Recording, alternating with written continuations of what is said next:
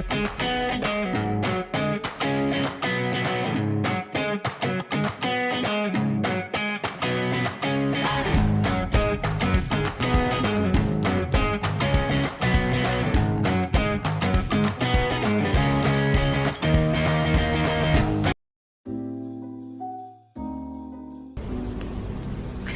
everyone.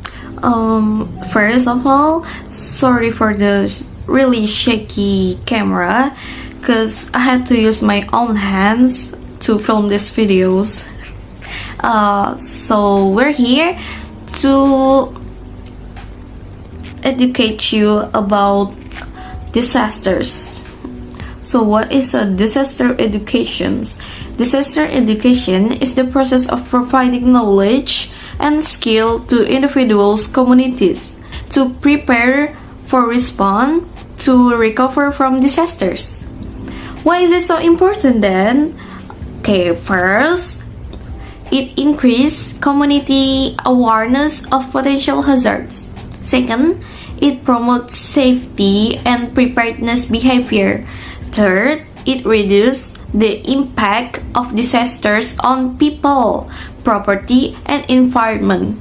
Fourth, it builds resilience in vulnerable area.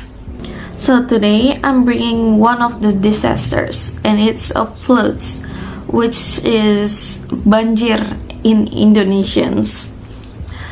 It's really often happening around the world, especially in Indonesians, right? So what is a flood? Flood is a condition where an area is inundated by a large amount of water. The arrival of floods can be predicted by observing rainfalls and water flow. However, sometimes floods can come suddenly due to storm winds or leaking embankment, which are commonly called flash floods. So that's all for the definitions. We're going to the next one. And now you're with me, Kialisita, and I will mention several causes of the floods. The first is heavy rainfall. Indonesia often experiences tropical downpours.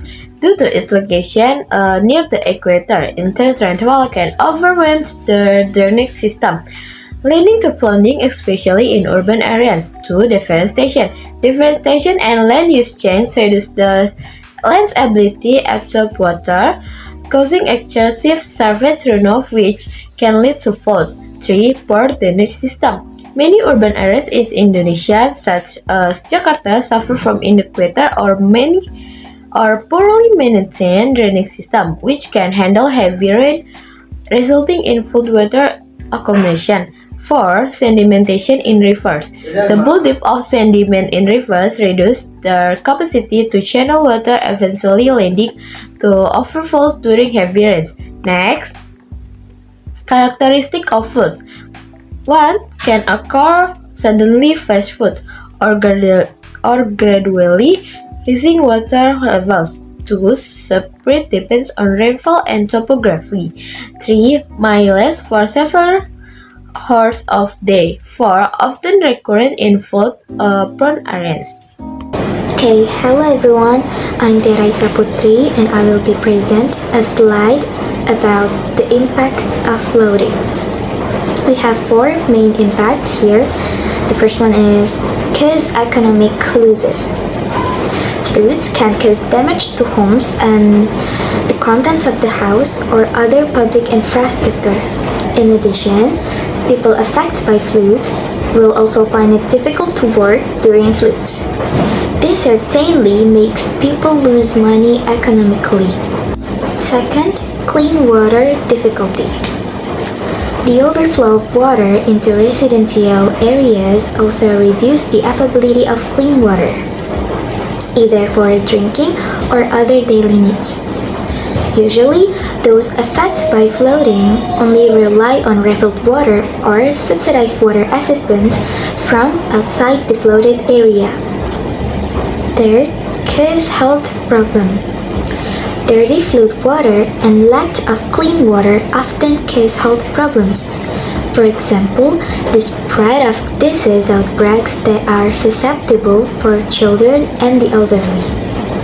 And the last one is paralyzing community activities. The sinking of settlements due to large floods requires the affected community to evacuate to a safer place. Flood mitigation measures. First, developing and maintaining urban drainage system. Second, constructing infiltration wells, reservoirs, and retention basins. Third, reforestation and preservation of protected forest. Fourth, educating the public not to litter. Fifth, implementing environmentally friendly spatial planning. Sixth, building lift and flood control canals in vulnerable area. Conclusion: floods are a common and dangerous natural disaster caused by both natural and human factor. They can lead to serious impact on human life, health, the environment, and the economy. Although floods cannot always be avoided, their effects can be reduced through proper planning, public awareness, and disaster preparedness.